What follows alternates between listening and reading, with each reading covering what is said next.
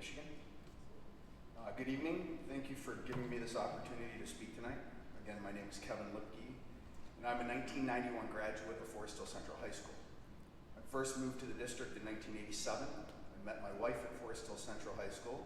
She is now a teacher at Forest Hill Central High School and has been since 1998. My oldest daughter graduated from Forest Hill Central High School in 2021. My middle child is currently a senior at Forest Hill Central High School, and my youngest is a freshman at Forest Hill Central High School. We have a long history and intimate knowledge of the Forest Hill School District. I bring this up because in all of the years we have lived here, I've never had to speak in front of the school board. I've always been proud of attending and having my children attend FHC, even though I may have disagreed with certain aspects of the curriculum or decisions made by the board and administration. I felt that ultimately it was in the best interest of the community and school district. However, that has changed. A little over 2 years ago, my child was put on a, quote, kill list by another student. We were made aware of this and immediately met with the principal at Central Woodlands. We were told at the time there would be little that we could do because the student had an IEP and was protected by regulations out of our control. We created a plan to make sure that my child would not have interactions with the students, but being in a small building, it was next to impossible. I appreciated the efforts of the Central Woodlands and eventually middle school staff, but they were tasked with an unrealistic plan and expectation. Recently, we heard of another situation with the same student involving another child. This was not the first incident since my daughter's, quote, kill list, unquote, moment, but it was a very serious incident and continues to show dangerous behavior by the student, behavior that has followed the student since kindergarten. My concern is, when is enough enough? What has to happen to another student before we act in a more meaningful, diligent manner? At what point do we take into consideration the student body collective and the impact these situations have on them instead of constantly defending the actions of one individual? When is my daughter's safety and classroom learning environment taken into consideration? What has to happen next? I ask tonight that this matter is looked into further and steps are taken to protect the student body. There are many concerned parents, but they are rightfully nervous about the optics of speaking up and the potential repercussions. We want to make sure that this is addressed before another student is impacted. Thank you for your time. Thank you.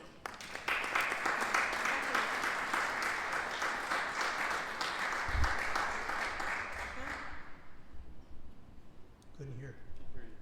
Rebecca Lipke.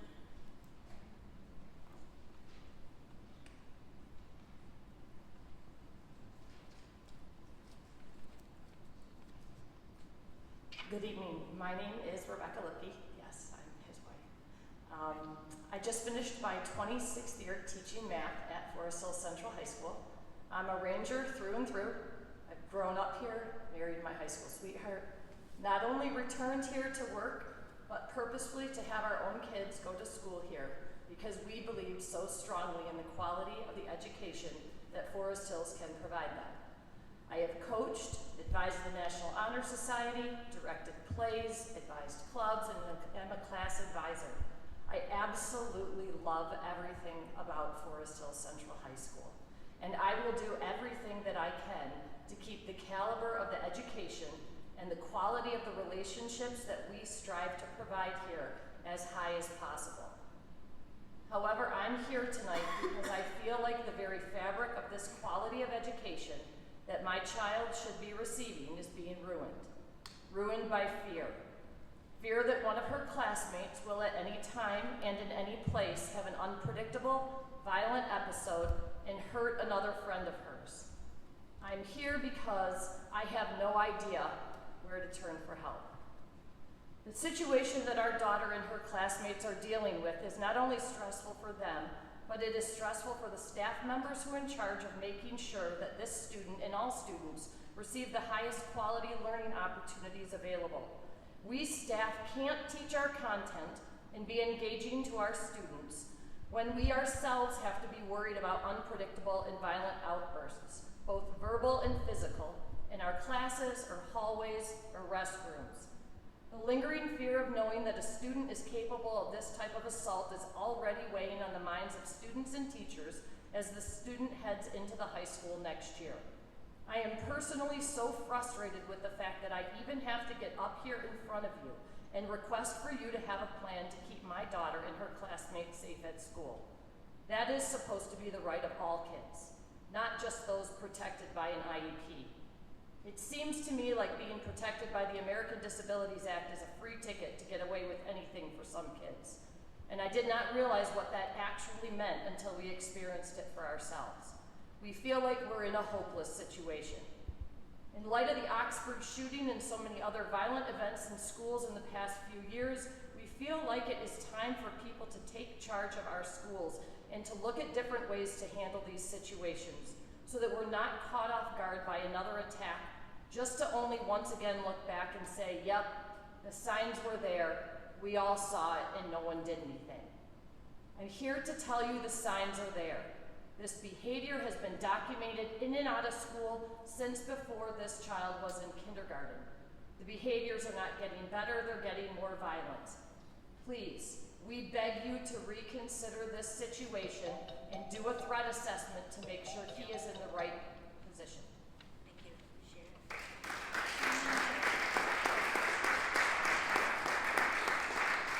Tom Nashua.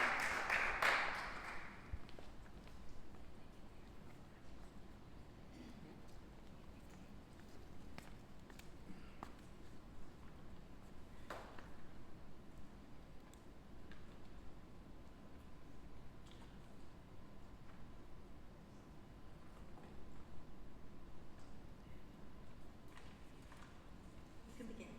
Okay. Thank you. Tom Nemchek, my information's on file. Time for our annual performance review for Forest Hills Public Schools.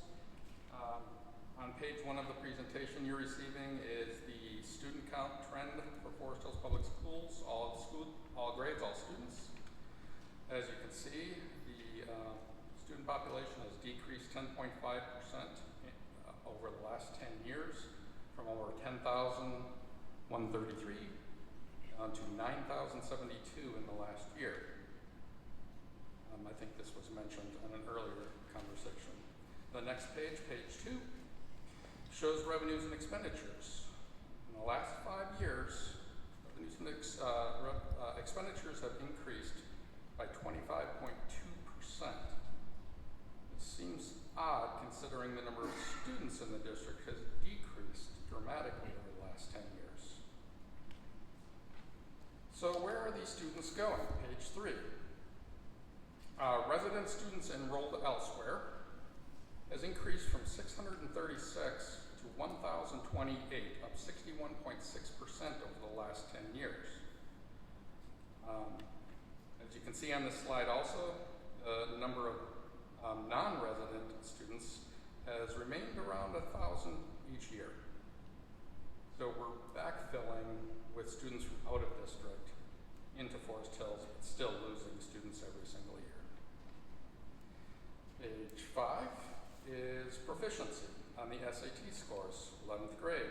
This is math, which I believe has almost recovered in the last 5 years, but it's been pretty much steady at around 80% proficiency. Oops, I'm sorry, I think I missed a page. That was English, reading in English, I'm sorry. Math was the previous page, which has recovered almost 5 years ago to 70% in math proficiency. So I guess this is just a reflection. I did the same presentation last year. The Michigan Schools Data.org is the website. That is the official site of the state of Michigan for performance metrics for schools. If you would like to look at these and review these, there are other metrics in there that I wanted to include, but I wanted to keep this short because I know my time is limited. Thank you and have a good night. Thank you.